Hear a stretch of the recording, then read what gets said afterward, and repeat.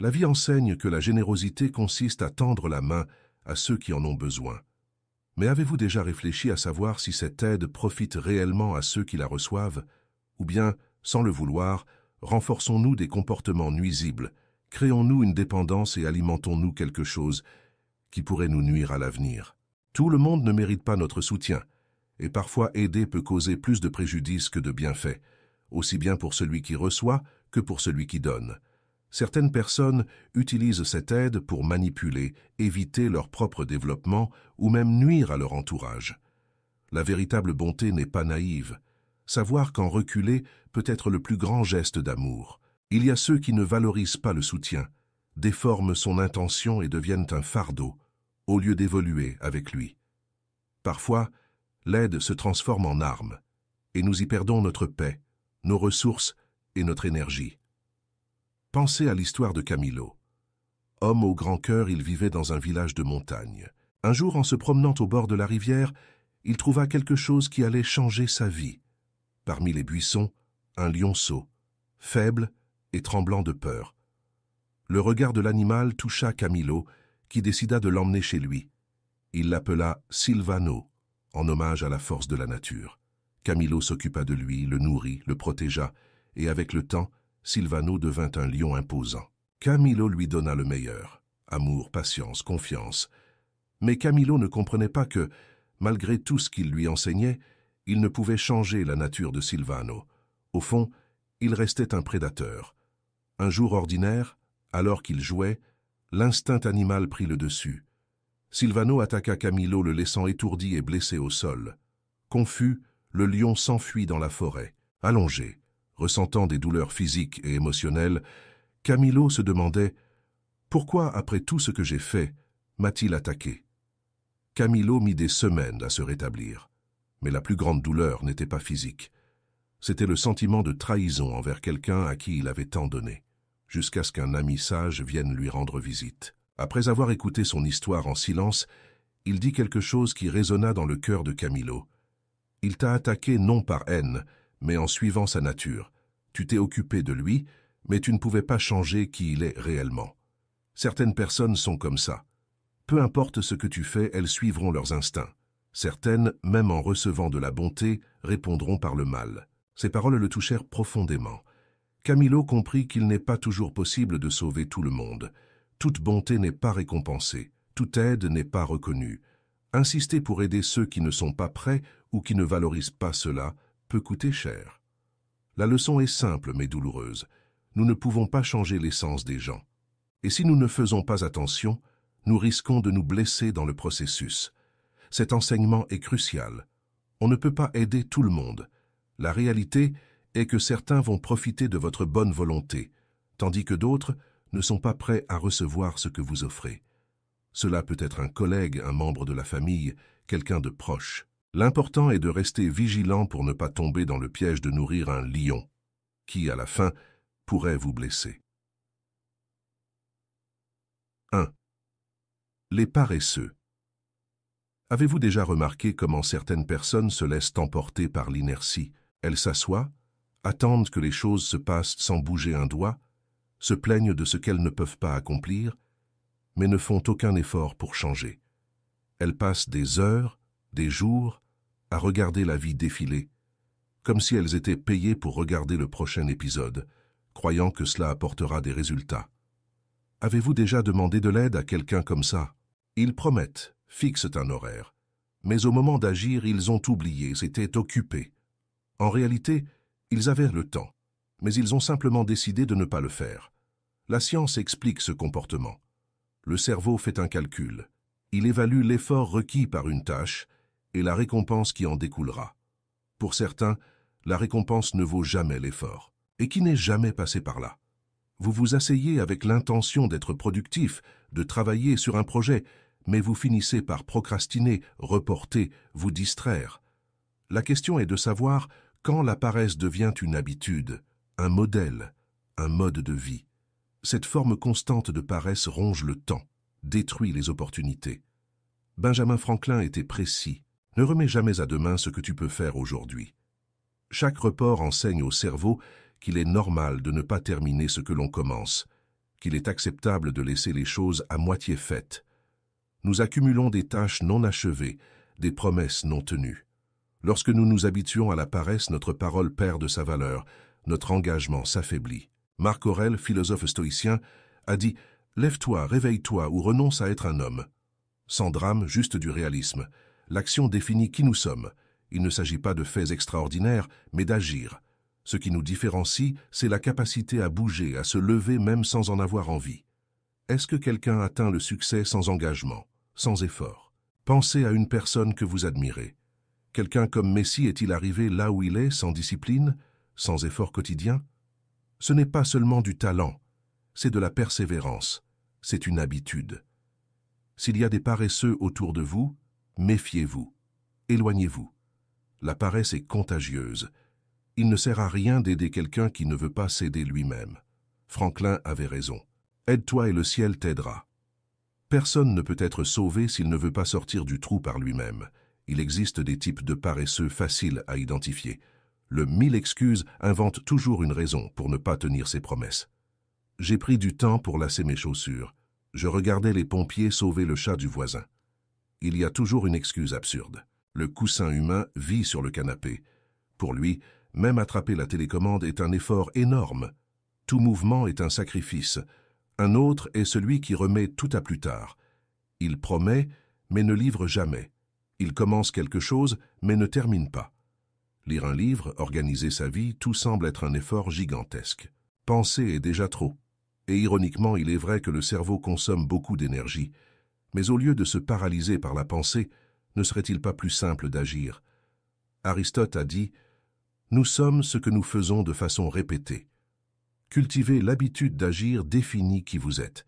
Si vous vous entourez de personnes qui agissent ainsi, vous avancez inévitablement. Mais si vous vous entourez de paresseux, vous finirez par stagner, perdu dans les excuses et l'inertie des autres. Alors, restez vigilant. Observez qui vous entoure. Qui mérite vraiment votre aide? Qui est prêt à se bouger? 2. Les jaloux. Vous accomplissez quelque chose d'important. Vous êtes heureux. Vous avez envie de partager cette réussite avec quelqu'un de proche. Mais lorsque vous en parlez, vous remarquez un détail presque imperceptible qui vous gêne. Un sourire qui semble faux, un regard distant, comme si la personne n'acceptait pas bien la nouvelle. Et vous, qui étiez si rayonnant, ressentez un malaise, une étrange culpabilité d'être heureux. Vous ne voulez plus partager vos victoires. La jalousie. Tout le monde l'a déjà ressenti.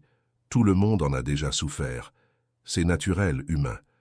Mais sans contrôle, elle devient une force destructrice. Elle ronge les relations, crée des divisions invisibles qui se propagent rapidement. Et c'est là toute la question. Comment gérer les jaloux? Comment protéger vos réussites sans vous laisser affecter? Pourquoi certaines personnes réagissent-elles ainsi? La science a des réponses. Des recherches montrent que ressentir de la jalousie active les parties du cerveau liées à la douleur physique. Oui, la jalousie fait littéralement mal. Cela explique son intensité. Qui n'a jamais vu quelqu'un se consumer en voyant que l'autre possède ce qu'il devrait avoir lui-même? Cela m'est déjà arrivé. Partager quelque chose qui me rendait heureux et constater que la réaction de l'autre n'était pas sincère. Au lieu de célébrer avec moi, ils commencent à se comparer. Et cela contamine l'atmosphère. Mais la vérité est simple. Chacun a son propre chemin, ses victoires, ses défaites. J'essaie de ne pas me laisser affecter, d'avoir de la compassion, mais sans laisser cette énergie me tirer vers le bas. Maintenant, imaginez vivre constamment préoccupé par ce que les autres pensent. Passez des heures à essayer de deviner s'ils sont heureux ou contrariés par votre succès. Quelle perte de temps! La jalousie ne doit pas être une ombre permanente. Elle peut être juste une émotion passagère. Le philosophe Épictète disait que ce qui nous affecte, ce ne sont pas les choses en elles-mêmes, mais la manière dont nous y réagissons. La clé est de reconnaître la jalousie et de ne pas la laisser vous consumer. En fin de compte, c'est vous qui décidez comment avancer. La jalousie destructrice, celle qui engendre du ressentiment, est celle qu'il faut identifier. Des personnes qui, au lieu de s'inspirer du succès des autres, se sentent menacées. Voir quelqu'un réussir est un coup porté à leur ego, comme si la réussite de l'autre diminuait leur propre valeur. Et c'est là l'erreur fatale. Partagez vos réussites avec ceux qui ne sont pas prêts à les entendre. Parler trop de ce que vous avez accompli crée une fausse satisfaction qui ne dure pas. Et en plus, cela vous expose aux critiques, aux jugements et bien sûr, à la jalousie. Apprendre à être sélectif est essentiel. Tout le monde ne mérite pas de connaître vos projets, vos rêves. Moins il y a de gens au courant, moins il y a de place pour l'énergie négative. Marc Aurèle disait « Le bonheur de votre vie dépend de la qualité de vos pensées ». Cela inclut les personnes que vous laissez entrer dans votre cercle. Partagez vos victoires avec ceux qui se soucient vraiment de vous, ceux qui célèbrent avec vous. Cela vous renforce, vous donne de l'énergie. Diffuser vos succès parmi les jaloux ne vous apportera que du mal. Les jaloux finissent toujours par se dévoiler tôt ou tard. Parfois subtilement, mais les signes sont là. Des compliments forcés, des remarques qui minimisent l'importance de ce que vous avez accompli, un comportement compétitif où tout devient une lutte, ou encore ce conseil qui semble bien intentionné, mais qui vise en réalité à vous saboter. La jalousie se manifeste aussi par des critiques déguisées en préoccupation ou par des imitations sans reconnaissance. La vérité est que la jalousie en dit plus sur celui qui la ressent que sur vous. Plus vous en êtes conscient, moins vous vous laissez affecter. Au lieu de vous arrêter et de vous préoccuper de ce qu'il pense, utilisez la situation comme carburant. Comme l'huître qui transforme un grain de sable en perle, prenez cette énergie négative et faites-en une force qui vous propulse en avant. Se concentrer sur l'essentiel est ce qui compte. Ne vous perdez pas dans le bruit. Pratiquez l'autoconscience. Avant de réagir aux provocations, demandez-vous si cela en vaut la peine. Souvent, le mieux est d'ignorer. Choisissez bien ceux que vous gardez près de vous. Vous n'avez pas besoin d'un grand cercle, mais de gens qui vous soutiennent sincèrement. Et surtout, gardez vos projets pour vous. Ce qui est encore en construction doit rester secret. Cela vous protège des pressions et des regards malveillants. Apprendre à dire non fait aussi partie du processus. Fixer des limites est un exercice de confiance en soi. Savoir jusqu'où les autres peuvent aller et quand il le faut, savoir couper les ponts. Célébrez vos réussites discrètement. Le bonheur intérieur est plus puissant et plus authentique que n'importe quelle validation extérieure. Se comparer aux autres est un piège. Il y aura toujours quelqu'un qui semble être en avance, mais cela ne signifie pas que vous êtes en retard. Marc Aurèle rappelait que la véritable grandeur est de rester fidèle à soi-même. Chaque chemin est unique. Se comparer ne fait que vous distraire de votre propre progression.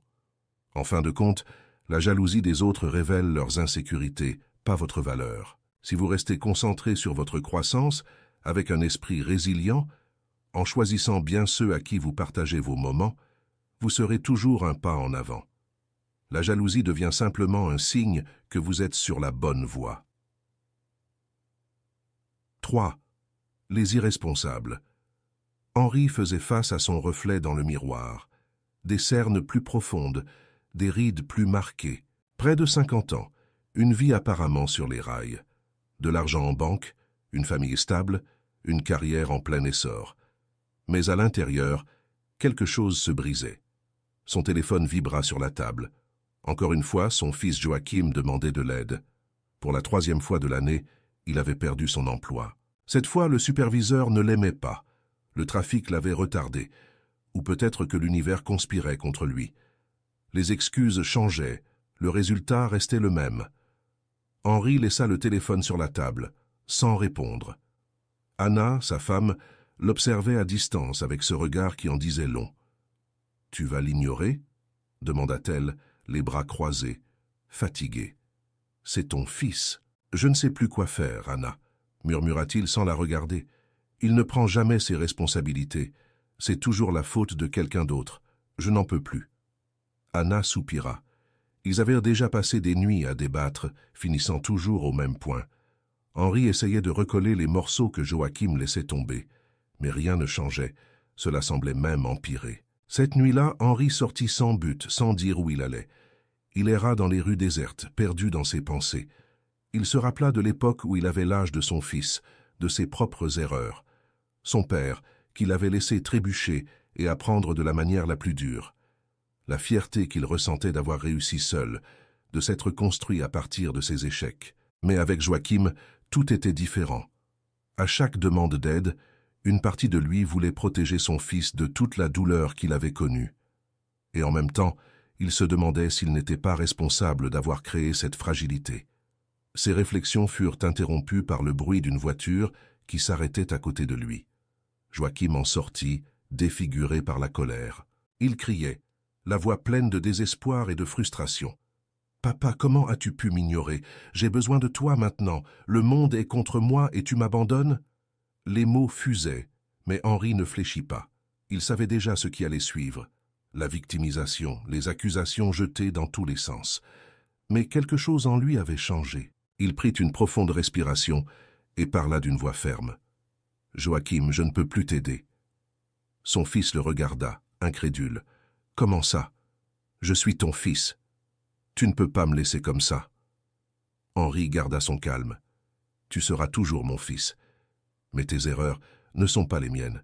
Tu dois assumer tes actes. Je ne vais plus résoudre ta vie à ta place. » Le silence fut lourd. Joachim semblait ne pas reconnaître l'homme en face de lui.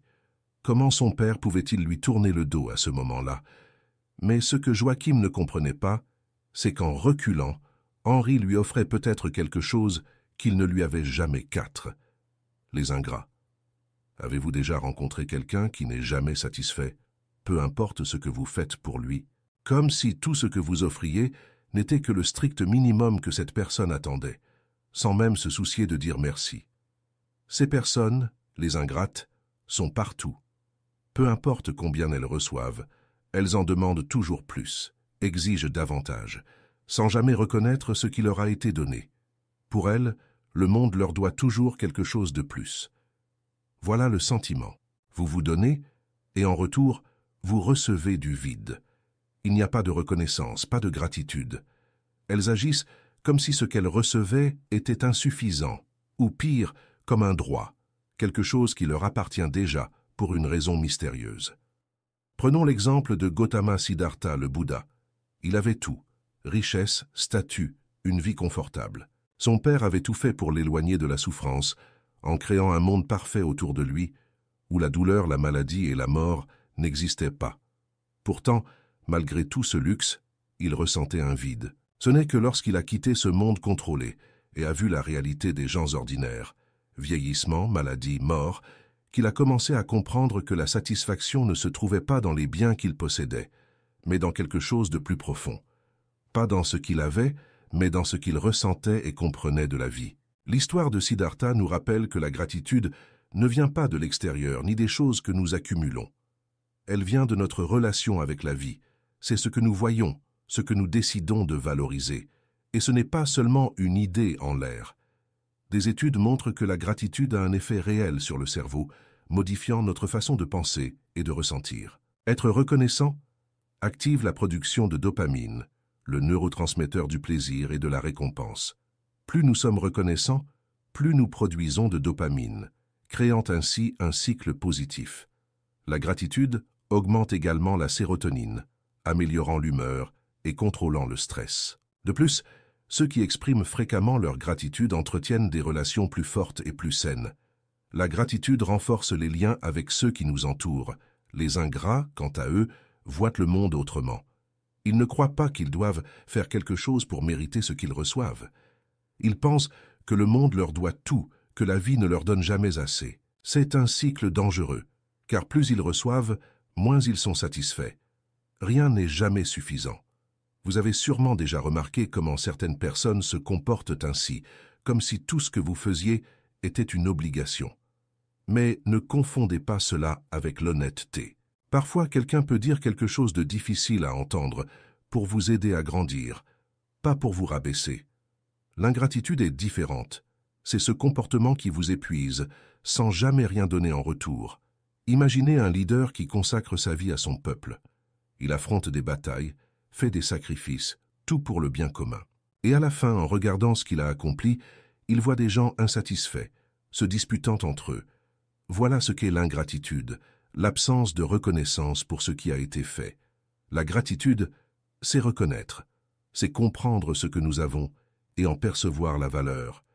Beaucoup de personnes qui réussissent le reconnaissent. Warren Buffett, l'un des plus grands investisseurs du monde, a dit qu'il ressentait qu'il devrait écrire une lettre de remerciement chaque jour. Si quelqu'un qui a tant accompli voit encore l'importance d'être reconnaissant, qu'est-ce qui nous empêche de faire de même?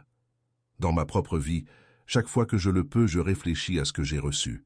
Même si je ne suis pas le plus religieux, je trouve important de m'arrêter, de respirer et de remercier pour tout ce que j'ai. Pour ma santé, pour l'opportunité de partager des connaissances, pour chaque jour où je peux apprendre davantage. La question est, pourquoi avez-vous été reconnaissant aujourd'hui? Y avez-vous déjà réfléchi? Ne laissez pas l'ingratitude des autres vous priver de ce qui est bon en vous. À la fin de la journée, la gratitude nous garde connectés à ce qui compte vraiment. Et quand nous apprenons à être reconnaissants, nous ouvrons la porte à encore plus de bonnes choses dans nos vies. L'ingrat demandera toujours plus, se plaindra, agira comme si rien n'était jamais suffisant. Mais ce n'est pas à propos de lui, c'est à propos de vous, de ce que vous faites avec ce que vous recevez, de la manière dont vous vous positionnez. La gratitude est un mouvement interne qui ne dépend de personne d'autre que de vous. 5.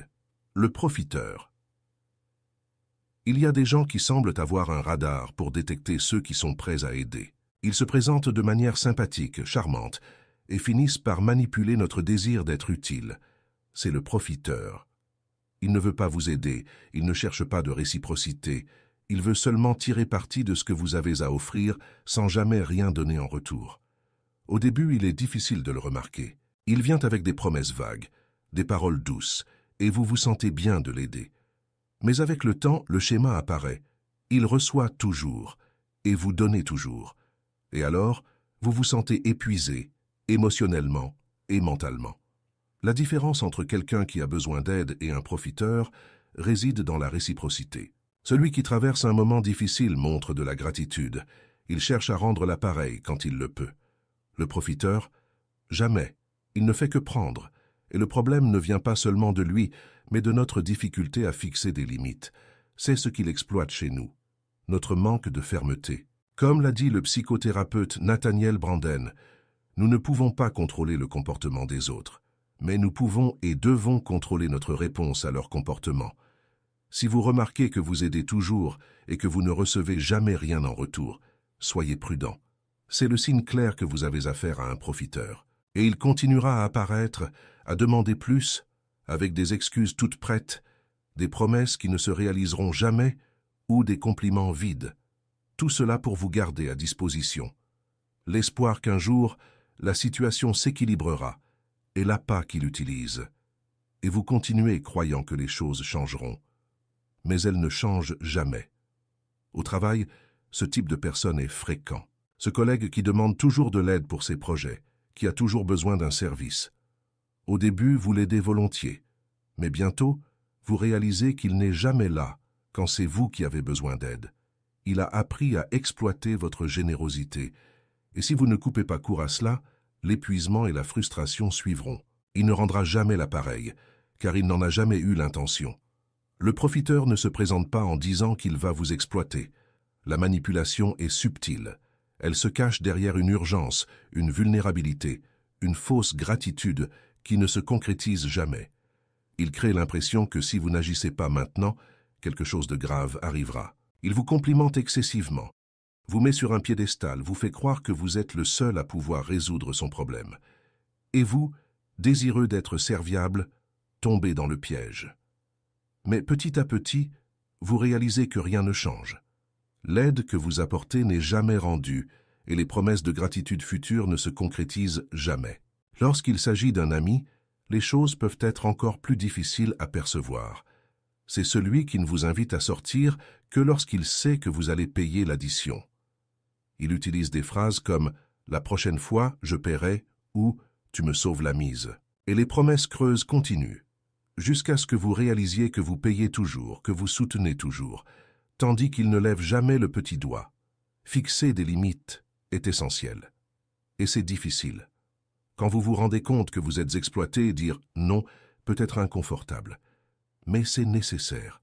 Le profiteur ne changera pas si vous ne changez pas d'abord. Comme l'a dit Carl Rogers, le paradoxe curieux est que lorsque je m'accepte tel que je suis, je peux alors changer. Quand vous commencez à poser des limites, quelque chose change. Et le profiteur réalise qu'il ne peut plus compter sur vous de la même manière. Au travail, si un collègue vous demande toujours des services, vous pouvez dire quelque chose de direct comme « Je peux t'aider cette fois, Six », les narcissiques. Avez-vous déjà essayé d'aider quelqu'un et peu importe vos efforts, cette personne n'était jamais satisfaite, comme si votre dévouement disparaissait dans un gouffre sans fond? La vérité est qu'avec certaines personnes, peu importe ce que vous faites, elles ne seront jamais contentes. Vous avez déjà vécu cela? Probablement oui. Ces personnes, les narcissiques, en sont un exemple classique. Toujours centrées sur elles-mêmes, elles épuisent l'énergie des autres sans jamais regarder autour d'elles. J'ai déjà croisé ce genre de personnes, peut-être vous aussi. Cela peut être compliqué, car elles ont la capacité de manipuler la situation, donnant l'impression que c'est de votre faute si vous ne faites pas assez. Mais le problème ne réside jamais dans ce que vous faites ou ne faites pas. Les narcissiques vivent dans un monde où tout tourne autour d'eux, incapables de voir au-delà de leurs propres besoins. Ce n'est pas simplement de la confiance ou de l'assurance en soi. Ils poussent cela à un point où ils deviennent le centre de tout, et c'est là que le chaos commence. Avez-vous déjà rencontré quelqu'un comme ça, qui ne parle que de lui-même, incapable de voir l'autre? Pour gérer ces personnes, il est nécessaire de fixer des limites claires, des limites qui ne seront pas franchies, parce que si vous le permettez, ils dépasseront toutes vos limites, émotionnellement et mentalement. Une étude de la psychologue Bleu. Keith Campbell, spécialiste du narcissisme, montre que ces personnes ont du mal à accepter les critiques et les corrections. Il ne sert donc à rien de les confronter directement. Le secret est d'établir vos règles de manière calme, sans confrontation directe. Partagez cette vidéo bénie afin qu'elle puisse toucher et aider d'autres personnes comme vous et moi. N'oubliez pas de cliquer sur le bouton s'abonner si vous ne l'avez pas encore fait. Je vous remercie du fond du cœur de faire partie de notre communauté de foi. Si vous souhaitez soutenir davantage notre chaîne, envisagez de devenir membre de notre canal. Voici 2 autres vidéos pour que vous puissiez continuer votre cheminement. Merci et que Dieu bénisse chacun d'entre vous. À bientôt.